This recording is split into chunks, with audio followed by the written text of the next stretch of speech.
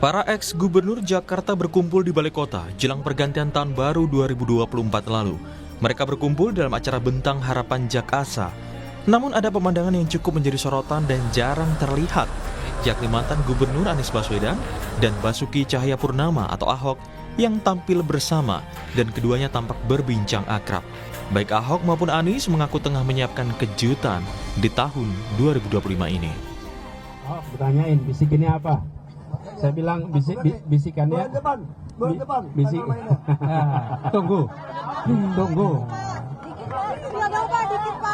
Tunggu tanggal mainnya. Tunggu. Ya, nanti dong. Kalau udah kan udah dibilang tunggu, lo harus tunggu dong kita. Ada kejutan di tahun depan, Pak Anies. Ya, Pasti ada kejutan. 6 jam lagi, 7 jam lagi. Kebersamaan antara Ahok dan Anies menjadi sesuatu yang menarik. Terlebih keduanya sempat bertarung sengit dalam Pilkada Jakarta. Di sisi lain, menanggapi pernyataan akan ada kejutan yang disampaikan Ahok dan Anies di awal tahun 2025, produser Jakarta Melayu Festival sekaligus pendukung Anies, Geis Khalifa menduga akan ada rencana launching ormas oleh Anies Baswedan. Setahu saya, mungkin bukan bulan depan, bulan ini sudah, karena ini udah Januari. Tapi kan ucapkannya Desember, sekarang sudah Januari bulan depan ya. Lah Pak Anies itu rencananya kan mau launching ormas. Oke. Di bulan-bulan ini. Mungkin ya, ini mungkin dugaan saya. Mungkin kalimatnya Pak Ahok, Nis gue masuk ormas lo dong supaya gue bisa ikut bantu-bantu. Mungkin kira-kira kayak gitu interpretasi saya. Sementara dalam acara ini tidak tampak hadir Presiden ke-7 sekaligus mantan Gubernur Jakarta, Joko Widodo.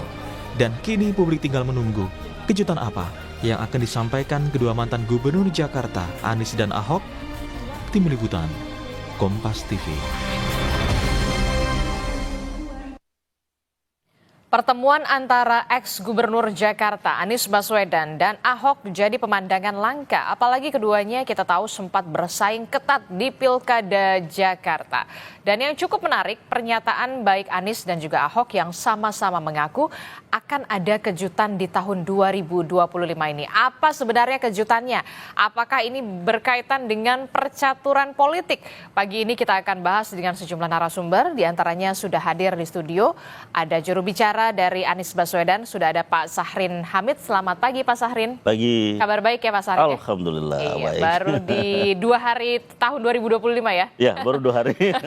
Oke, kemudian ada melalui sambungan daring, juru bicara PDI Perjuangan, ada Mas Ciko Hakim. Selamat pagi Mas Ciko. Pagi Risti, pagi Bung Sahrin. Iya, Pagi, bagaimana Bung sudah Ciko. selesai ya liburannya ya? Kayaknya masih nih. Kemudian juga nanti akan bergabung, kemudian ada pengamat politik dari Tres Politika, ada Mas Agung Baskoro, tapi nanti akan bergabung kemudian. Saya ke Pak Sahrin dulu. Pak Sahrin, jadi sebenarnya Mas Anies ini apa sih kejutannya? Di-spill dulu lah. Ya, kalau misalnya kejutan, terus disampaikan Udah sekarang. gak kejutan lagi. Paling nggak clue-cluenya, apakah benar memang seperti yang dikatakan oleh Pak Geis Khalifa ini mengatakan memang akan ada pembentukan ormas dan segala macamnya, atau bagaimana? Atau kan mungkin Mas Anies atau Pak Ahok akan membentuk semacam kayak liga begitu yang kemudian isinya mantan-mantan gubernur Jakarta, kan kita nggak tahu. Ya. Jadi yang pertama bahwa kita lihat kemarin berkumpul seluruh para mantan-mantan gubernur Jakarta. Yang kedua adalah kita lihat juga kemarin bahwa bagaimana mengelola perbedaan secara terbuka.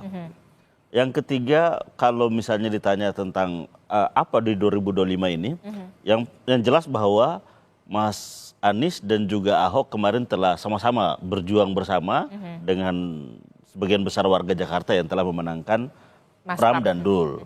Nah, tentunya momentum ini kan tidak hanya berakhir kebersamaannya di situ, tapi tentunya kan masih ada jalan panjang menuju bagaimana membangun Jakarta menyala. Nah, dalam rentang waktu yang sangat dekat misalnya, kita melihat bahwa bulan depan ya sudah diproyeksikan untuk pelantikan Mas Pram dan Bang Dul. Tentunya ada sebuah proses yang disiapkan untuk di situ. Nah, bisa jadi, ya kita kan nggak tahu, bisa jadi bahwa dalam rentang menyiapkan proses itu ya Mas Anies dan juga Ahok dan yang lainnya ya selalu diminta saran, pandangan, pendapat. Jadi semacam penasihat lah ya? Ya itu kan dari Mas Pram dan Bang Dul tentunya yang nanti akan dilantik. Tapi bahwa dari sisi apa namanya, ya ini kan kita tidak tahu kejutannya ini seperti apa, tapi bahwa itu bisa menjadi bagian dari sesuatu momentum yang akan bersama Mas Anies dan juga Ahok. Yang kedua, ya kita juga lihat bahwa memang Mas Anies punya perencanaan yang sudah dirumuskan sejak lama dan sudah sangat matang untuk meluncurkan organisasi kemasyarakatan yang berorientasi sosial ataupun kegiatan-kegiatan sosial yang nyata. Nah ini juga dalam waktu dekat.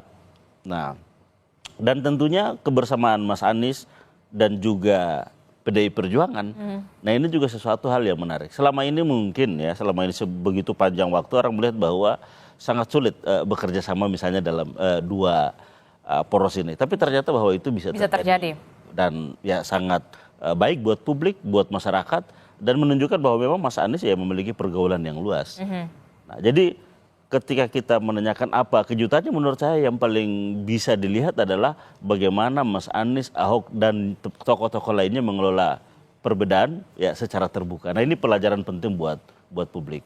Oke, saya ke Mas Ciko. Mas Ciko, jadi tandanya apa nih kalau Mas Anies kemudian ada Pak Ahok begitu ya, yang kita tahu sebelumnya rival politik, kemudian di Pilkada Jakarta kemarin ini ngeblend jadi satu dengan sama-sama mendukung Mas Pram.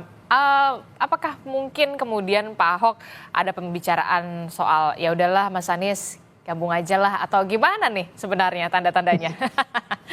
Ya, terkait itu tentu yang lebih tahu adalah mereka berdua yang saling berbisik ya. Jadi kami juga tidak begitu juga kemudian diceritakan bisik-bisik di antara keduanya secara detail. Tapi yang pertama, saya ingin mengajak juga seluruh masyarakat, dan saya rasa ini juga sudah dirasakan oleh seluruh masyarakat, untuk bersyukur kita melihat keakraban dua tokoh bangsa ini. Kita nggak hanya bisa bilang keduanya hanyalah mantan gubernur yang sukses, tapi kita juga harus bisa menempatkan mereka pada posisi yang lebih tinggi dari itu, karena mereka sesungguhnya adalah dua tokoh yang mempunyai gagasan-gagasan dan juga followers atau para pendukung yang cukup masif di seluruh Indonesia. Apalagi kalau Mas Anies kan terbukti tadi dari hasil pilpresnya didukung oleh banyak masyarakat Indonesia juga. Jadi Pak Ahok juga begitu, kita tahu mempunyai dukungan bukan hanya di Jakarta tapi di seluruh Indonesia. Tapi itu semua memang berbasis gagasan, jadi bukan berbasis kultus individu atau apapun yang sifatnya hanya di permukaan, tapi memang keduanya mempunyai gagasan dan pernah dalam rentang waktu tertentu merealisasikan gagasannya menjadi kenyataan di kota yang tercinta ini. Dan tentunya apa-apa yang mereka bisik-bisikkan, kami yakin itu lebih untuk kepentingan dan keuntungan seluruh masyarakat, mungkin khususnya Jakarta, tapi secara umum di Indonesia. Dan tadi banyak momentum memang di awal tahun ini, yang dikatakan bulan depan itu mungkin satu tadi sudah disampaikan akan ada organisasi kemasyarakatan yang sifatnya lebih ke kegiatan-kegiatan sosial yang akan diluncurkan oleh Mas Anies. Kemudian juga kalau PDI Perjuangan sendiri bulan Februari akan menggelar kongres, ya kan, Mas Pramono Anung dan Rano Karno akan dilantik sebagai gubernur dan wakil gubernur. Jadi ada 3 momentum yang saya rasa kehadiran keduanya bisa jadi menjadi kejutan. Sebagai apa ya kita lihat aja nanti. Oke, kita lihat saja nanti, tapi banyak juga publik yang tampaknya sudah tidak sabar begitu ya Mas Ciko. Mas Ciko, kalau berbicara soal nama Anies Baswedan dan juga Basuki Cahayapurnama, ini kan kita tahu mereka keduanya adalah tokoh yang kemudian punya pengaruh besar tidak hanya di Jakarta tapi juga di luar Jakarta. Mungkinkah kemudian bisikan-bisikan antara keduanya ini soal bisikan politik? Bisa jadi kan mereka keduanya adalah insan politik, kita nggak bisa menepis hal itu ya. Insan politik ini kalau ketemu walaupun sering berbicara hal lain, tapi ujung-ujungnya pasti akan menyenggol-nyenggol hal yang sifatnya politis. Saya dan Syahrir ini kan berkawan gitu ya, kalau ketemu mungkin awal-awal bicara soal keluarga, bicara soal liburan kemana, tapi ujung-ujungnya pasti nyenggol politik juga. Jadi apalagi Mas Anies dan Pak Ahok, jadi kita bisa juga punya ekspektasi terkait itu, tapi rasa-rasanya itu tadi yang saya sampaikan, banyak tokoh bangsa di negara ini, cuma kita juga harus bisa memilah-milah, dan kita bisa memilah antara Mas Anies dan Pak Ahok adalah 2 tokoh bangsa yang termasuk dalam tokoh-tokoh yang betul-betul mengedepankan kepentingan rakyat, bukan kepentingan pribadi atau keuntungan buat pribadi dan keluarga. Jadi apapun itu yang mereka bisikan, rasa-rasanya adalah suatu hal yang akan sangat positif bagi seluruh rakyat Indonesia. Mungkin khusus untuk warga Jakarta, tapi kita lihat aja. Tapi sayang ya, kemarin itu walau ada Pak Ahok, ada Mas Anies juga, dan juga pimpinan-pimpinan Jakarta begitu ya sebelumnya, tapi tidak ada Pak Jokowi begitu. Anda melihatnya apakah ini ada yang kurang atau gimana nih gitu pada saat kemarin itu? Enggak juga. Mantan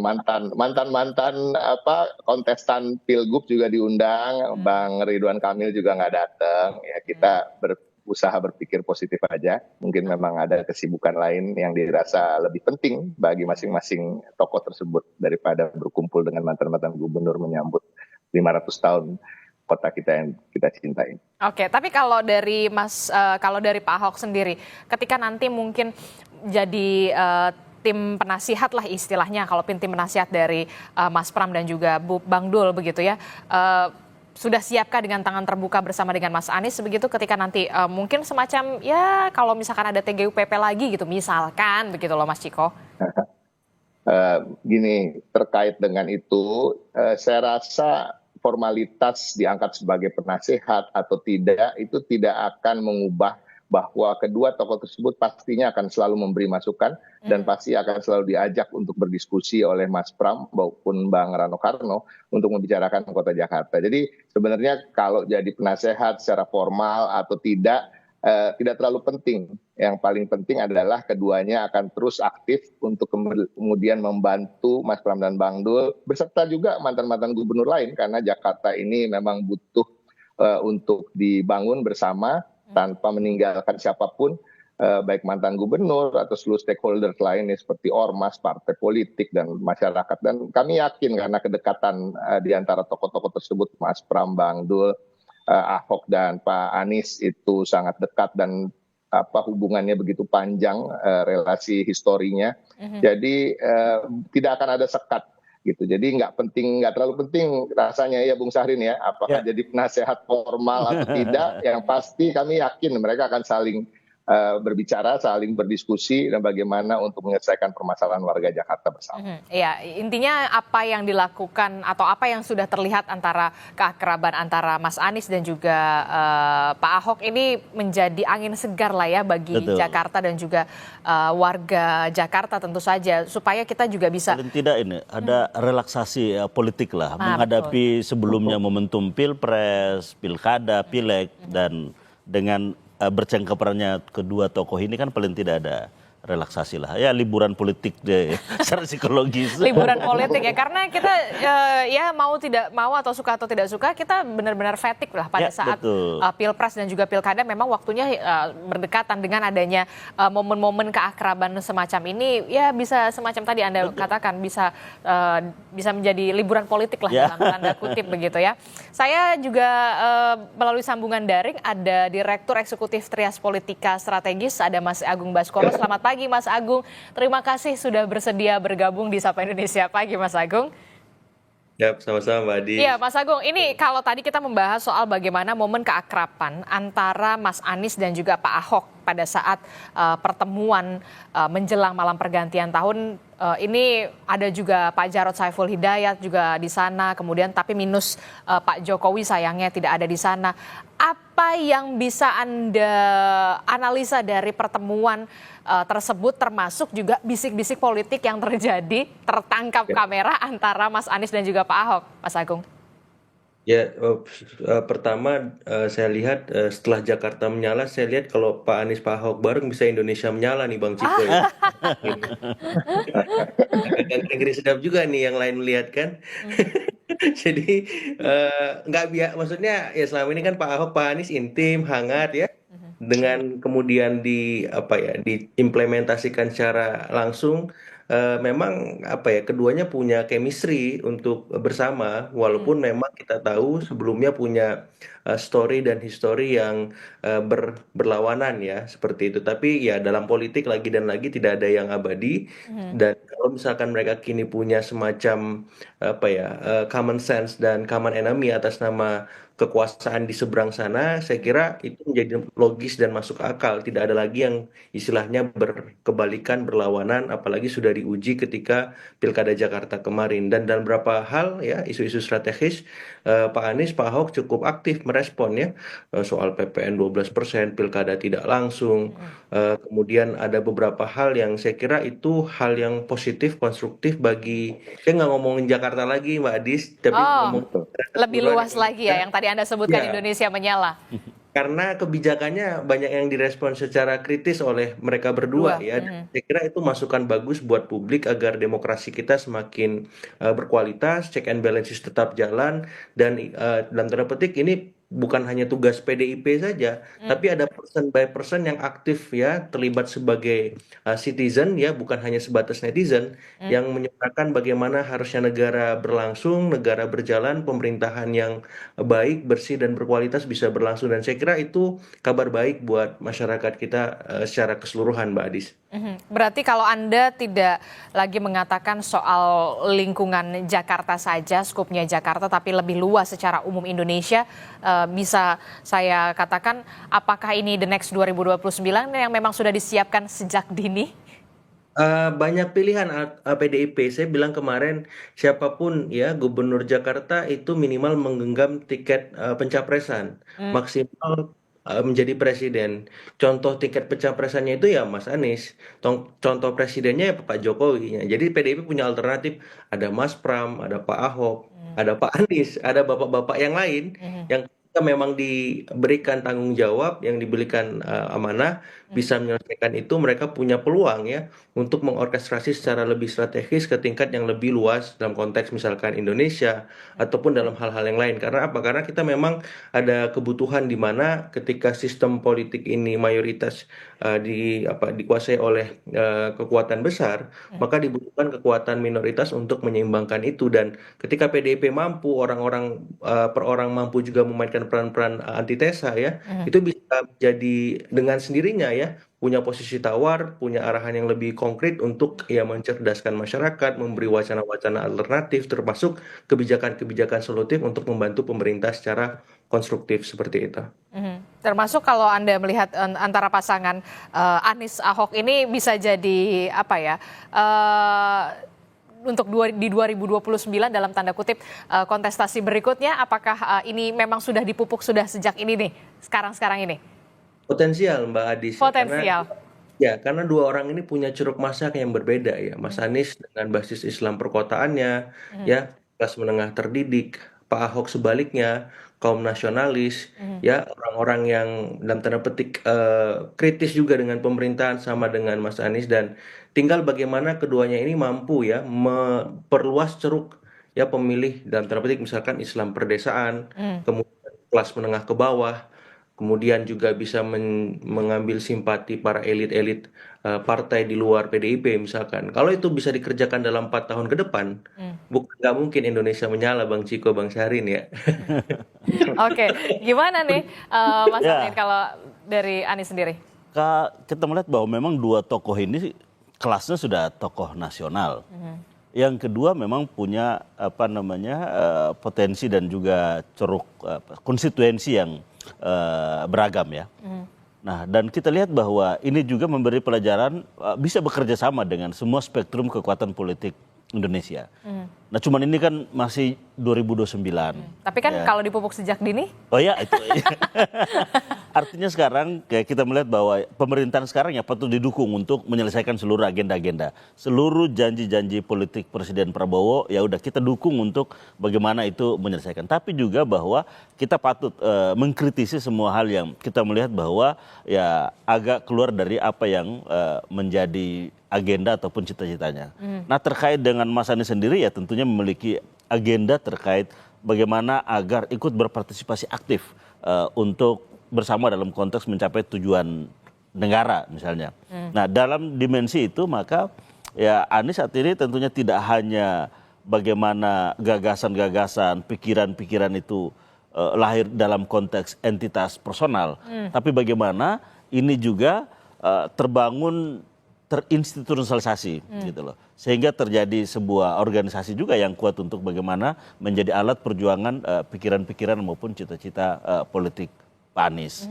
Nah sehingga dalam konteks ini maka tentunya butuh kerjasama dengan semua pihak.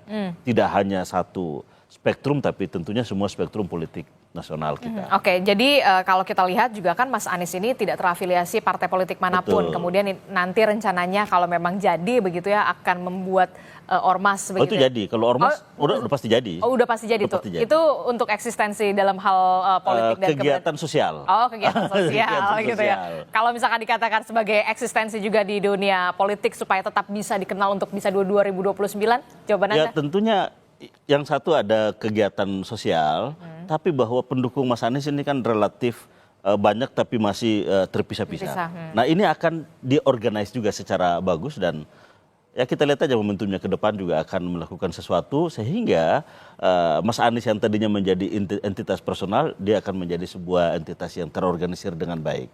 Karena Mas Anies punya potensi, ada 24% pemilihnya dan tentunya ini adalah menjadi bagian penting untuk bagaimana menjadi instrumen perjuangan Mas Anies ke depan. Berawal dari ormas jangan-jangan ke partai politik lagi enggak? Ya kalau ormasnya tetap, yang partai politik juga tentunya harus disiapkan. Oke, baik. Kalau Mas Ciko melihat kalau tadi katanya Mas Agung, dua tokoh ini bisa dikatakan potensial lah dalam tanda kutip bisa menciptakan Indonesia menyala, bahkan bukan lagi Jakarta menyala. Jawaban Anda? Ya itu memang saya rasa nggak terbantahkan. Tadi juga sudah disampaikan oleh saya maupun oleh Bang Syahrin bahwa kedua tokoh ini levelnya udah bisa dikatakan level tokoh nasional karena juga terbukti dalam perjuangan politiknya atau perjuangan-perjuangan dalam aktivitas sosial kemasyarakatannya selalu mengedepankan kepentingan rakyat secara umum. Jadi bukan ego atau kepentingan pribadi maupun keluarga. Itu yang paling penting. Lalu yang kedua tadi saya ingin mengutip Bung Syahrin juga tadi partisipasi aktif untuk mencapai tujuan-tujuan negara. Nah ini saya rasa keduanya itu yang menjadi fokus bagi keduanya dan itu pantas kita dukung. Dalam artian gini, kalau kita berbuat baik, berbuat maksimal untuk kepentingan banyak orang, ya kita lihat nanti di 2029 apakah namanya kemudian saking harumnya kemudian banyak yang ingin mencalonkan menjadi tokoh di naik kelas lah ya, tadi pencapresan misalnya, ya kita lihat nanti. Tapi yang pasti saya yakin bahwa keduanya ingin berbuat dulu. Gitu. Masalah nanti mau diusung jadi capres atau cawapres itu masalah belakangan. Dan kita harus betul-betul membantu munculnya tokoh-tokoh bangsa yang memang mengedepankan kepentingan rakyat seperti Mas Anies dan Pak Ahok yang kemudian nanti ketika datang waktunya 2029 akan enak gitu kita bisa melihat ada etalase pemimpin-pemimpin yang memang mumpuni dan tidak terbatas 1-2 orang yang akan kita pilih karena demokrasi itu kan hakikatnya adalah alternatif-alternatif pilihan yang banyak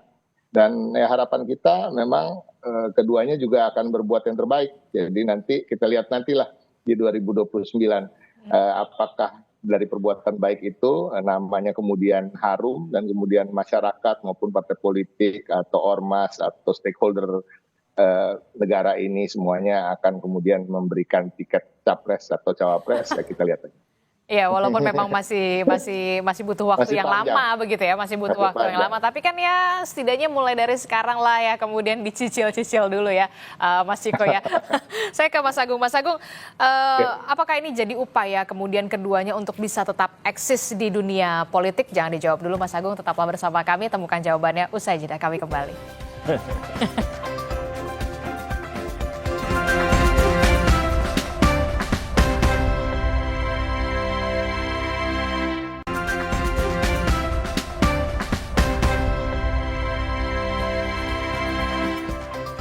Terima kasih Anda masih bersama kami dalam Sapa Indonesia Pagi. Saudara, kita melihat bahwa memang beberapa hari terakhir ada momen keakraban yang sungguh sangat jarang sekali terlihat antara nama Anies Baswedan dan juga Basuki Cahayapurnama yang kita tahu sebelumnya merupakan rival politik. Tapi akan ada kejutan. Apa kejutannya? Inilah yang kemudian kita bahas di pagi hari ini. Saya ke Mas Agung dulu. Mas Agung, tadi memang sudah dipastikan sama Mas Syahrin kalau bulan depan, Februari berarti ya? Atau Januari? Yang ormas? Ya rencana mungkin bulan inilah. Oh bulan ini ya. Berarti bulan ini ya, Januari ya, pembentukan ormas itu ya. Betul. Oh, Akan diluncurkan, bukan dibentuk, diluncurkan. Akan dirilis lah ya, Yes. dirilis begitu ya, semacam ormas begitu dengan inisiasi dari Mas Anies. Mas Anies ya. Kalau untuk kegiatan untuk sosial. kegiatan sosial saat ini. Betul. Nah, kalau Mas Agung melihatnya akan seperti apa? Akan besar peluangnya akan seperti apa nanti nih? Ormas dari Mas Anies ini, walaupun memang sekarang kegiatannya kegiatan sosial. Ya, ya. Sebelum saya jawab, saya mau nanya dulu kalau di offer nggak dijawab, namanya apa Bang Syahrin ya? Nama itu menentukan semua hal ya Bang Ciko ya. Tapi Namanya apa? Ini masih dirahasiakan. Namanya nanti akan diluncurkan oleh Mas Anies. Oke. Yang jelas saya kayak dejavu Mbak Adis ya, karena dulu waktu Nasdem berdiri itu kan deklaratornya salah satunya Mas Anies sebagai ormas ya. Nah kalau ini sebagai ormas lagi bisa jadi next step-nya adalah partai. Tapi kan ini semacam testing the water, bagaimana respon publik ataupun pemilihnya Mas Anies di Pilpres kemarin melihat deklarasi ke depan ya di bulan ini bahkan kata Bang Syahrin. Jadi ketika ormasnya bagus, malah besar setara dengan ormas-ormas yang besar lainnya, maka kenapa nggak sekalian menjadi partai? Kenapa? Karena kalau kita bicara threshold, katakanlah minimal 4% pakai basis yang sebelumnya, maka ini sudah lolos kalau basis Pilpres kemarin 24% ya. Karena biar bagaimanapun partai kita itu sedikit banyak digerakkan oleh figur ya ketimbang partai ID-nya. Jadi figur ID itu masih dominan, dan kalau partai ini punya figur semacam Pak Anies atau bapak-bapak yang lain yang punya pemikiran, ide yang memang bisa menjadi alternatif bagi publik melihat kekuasaan hari ini, itu saya kira bagus banget gitu. Dan kita harus mendorong ya, tadi Bang Ciko bilang biar menjadi pilihan prasmanan demokrasi, partainya, figurnya, maupun hal-hal ormasnya dan seterusnya. Karena semakin banyak alternatif, demokrasi kita semakin sehat, dan inilah esensi yang sebenarnya dari demokrasi itu sendiri, seperti itu. Oke, kita harus disuguhkan tokoh-tokoh yang kemudian punya ide dan juga gagasan begitu ya, supaya demokrasi ini tetap hidup begitu, termasuk juga posisi penyeimbang begitu ya Mas Agung ya? Betul, betul. Karena kalau semuanya berkata iya atau sekedar tolak, publik nggak punya pilihan-pilihan yang lebih mencerahkan gitu. Padahal mereka di tengah banyak himpitan ekonomi sosial dan yang lain butuh ya pikiran-pikiran segar melihat segala sesuatu dengan jernih. Dan orang-orang seperti Mas Anies, Pak Ahok ya maupun figur lain itu punya sumbangsi mencerahkan pikiran-pikiran mereka. Dengan mereka punya pengalaman panjang ya seputar kepemimpinan. Ya, dalam sederhananya kalau Pak Anies biasanya suka ngerem-ngerem, Pak Ahok ini kan suka ngegas-ngegas ya. Jadi kalau misalkan publik melihat dengan kacamata yang jernih, wah ini kalau kebijakan ini harus direm, ini harus digas, tokoh ini gabung, bagus nih perpaduannya ya. Satu agak kalem, satu meledak-ledak. Nah, karena memang itu dibutuhkan. Satu solidarity maker, satu yang sangat administratif, detail, teknis ya, taktis. Ini kan luar biasa ya gaya kepemimpinannya melihat segala sesuatu. Jadi saya mengapresiasi Pak Anies, Pak Ahok, ataupun yang lain lah muncul untuk mewarnai ya pikiran-pikiran demokrasi kita, pikiran-pikiran masyarakat kita, supaya apa? Supaya pemerintah juga aware bahwa mereka nggak sendirian mengelola negeri ini, seperti itu. Menarik tadi seperti yang tadi Mas Agung katakan, itu kayaknya tampaknya dejavu ya. Nasdem dulu awalnya juga salah satu penginisiasinya adalah Mas Anies. Ya, betul. Terbuka peluang nanti akan mengarah ke partai politik gak? Karena memang potensial sekali kalau memang betul ini akan terlaksana. Ya, sebagai ormas, sebuah wadah. Kan selama ini kan yang menjadi kebutuhan para pendukung Anies adalah wadah, wadah bersama. Wadah bersama yang bisa merangkul semuanya. Dan ya itu sudah disiapkan. Sudah disiapkan dan untuk diluncurkan. Tapi memang wadah ini dipersiapkan untuk berorientasi kegiatan-kegiatan sosial yang konkret ya. Awalnya. Kegiatan-kegiatan sosial. Tidak. Ini memang sudah diorientasikan ke sana. Tapi bahwa nanti instrumen politiknya ya tentunya akan disiapkan juga. Tapi bahwa tidak ormas ini memang akan diorientasikan karena gini, wadah yang harus dibentuk kan harus merangkul semua. Baik itu yang sudah berpartai, yang belum berpartai, baik itu masyarakat sipil maupun yang ASN, kan semua bisa berkumpul di situ. Baru kemudian instrumen selanjutnya itu adalah kegiatan sosial. Oke. Tapi bahwa ada instrumen politik dari pendukung Anies, yaitu akan ada nantinya. Akan ada nantinya. Karena kita tahu bahwa ya Anies kan tidak mesti berjuang sendiri. harus ada perkumpulan yang menjadi kekuatan tersendiri untuk agenda-agenda politik Mas Anies. Berarti memang Anda mengatakan terbuka peluang juga soal instrumen politik itu? Ya, bahwa ormas ini akan menjadi ormas yang bergerak di bidang kegiatan sosial, dan Mas Anies adalah tentunya sebagai pendirinya, tokohnya, dan instrumen politik yang lain ya tentunya akan disiapkan secara terpisah. Terpisah berarti akan mengarah ke partai politik ya? Ya, tinggal menunggu waktu. Tinggal menunggu waktu saja. Masih malu-malu ini tampaknya Mas Arief.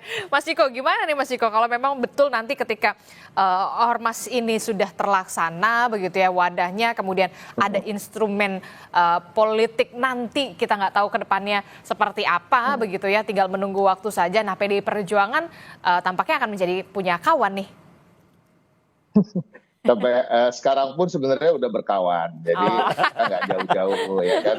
Artinya apa? Artinya kita sepakat bahwa banyak hal yang perlu diperbaiki terkait dengan kalau kita bicara soal demokrasi, kalau bicara soal bagaimana kita ingin mengangkat harkat martabat wong cilik di negeri ini. Nah ini yang kita lihat dari kedua tokoh itu, Mas Anies maupun Pak Ahok itu kan. Sebenarnya walaupun kelihatan berbeda tapi bukan berbeda-beda amat gitu, karena keduanya ketika menjabat yang diutamakan tentu adalah wong cilik, masyarakat kelas bawah gitu. Bagaimana untuk kalau Pak Ahok banyak sekali memperhatikan lansia, kita tahu membagikan kursi roda secara gratis, hal-hal yang terkait dengan meningkatkan kesejahteraan, perumahan yang layak bagi masyarakat. Begitu juga Mas Anies.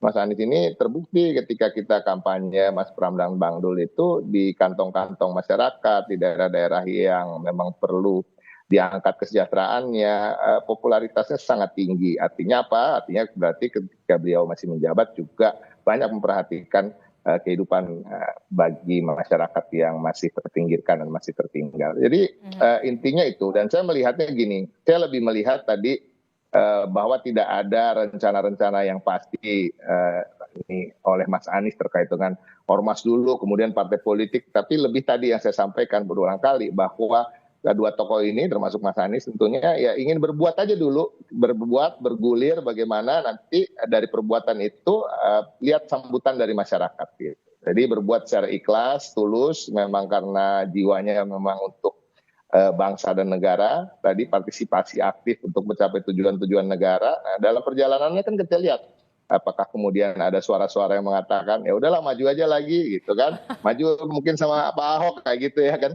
Tapi kalau bagi PDI Perjuangan ya kita lihat nanti, kita harus lihat tadi prasmanan tadi Mas Agung sampaikan ya kan, prasmanannya harus kita lihat dan mudah-mudahan penganan-penganan yang ada dalam prasmanan itu berkualitas semua sehingga akan memudahkan bagi partai politik termasuk partai politik PDI Perjuangan untuk bisa memilih mana yang terbaik dari yang terbaik untuk kemudian di 2029 kita usung dan kita menangkan untuk menjadi presiden dan wakil presiden. Tapi perjalanan itu masih panjang. Nah, sambil menunggu 2029 tentunya PDI Perjuangan senang untuk bisa bekerja sama dengan tokoh manapun yang mempunyai visi dan misi yang sejalan dengan visi dan misi kami. Oke, kalau Mas Agung sendiri melihatnya gimana? Kalau memang tadi terbuka juga peluang begitu ya, kemungkinan ada instrumen politik di belakangnya Mas Anies begitu ya, ketika memang semua unsur elemen masyarakat ini bergabung dalam ormas yang diinisiasi oleh nama Anies Baswedan, tidak menutup kemungkinan juga ada instrumen politik nanti akan kemudian dibentuk begitu ya. Nah ini perlu jadi peringatan juga nggak, alert juga nggak buat partai politik nih. Ternyata wah tidak terbendung lagi nih masanya Anies nih gitu kan, anak abah gitu kan ibaratnya, Mas Agung. Iya, anak abah sama Ahokers ini gerakannya eksponensial secara politik Mbak Adis ya. Jadi apa ya, Mas Aniesnya kalem, Pak Ahok yang ngegas, mereka lebih lagi gitu ya. Jadi kalau saya lihat di sosial media itu komentar anak abah dan Ahokers itu kan lumayan apa ya, hegemonik ya. Apalagi mereka secara pendidikan lumayan terdidik ya. Jadi ketika bergerak pun saya kira juga bisa terstruktur, sistematis dan masif ala negara karena orang terdidik gitu. Nah jadi ya kalau misalkan Mas Anies Pak Ahok punya ya kanalisasi kemudian apa ya semacam wadah-wadah yang pas untuk orang-orang ataupun kelompok-kelompok anak ABA dan Ahokers ini, saya kira itu bagus banget gitu, karena mereka akhirnya punya punya apa ya, semacam sarana yang pas untuk menyuarakan ataupun mengakomodasi ya, mengagregasi kepentingan mereka, aspirasi mereka supaya lebih konstruktif lagi. Kan setelah mereka berkumpul akhirnya mereka melihat sistem politik kita, oh kalau mau menuntut yang merubah peraturan ke Mahkamah Konstitusi atau ke Mahkamah Agung atau kemana sarana-sarananya, ke DPR.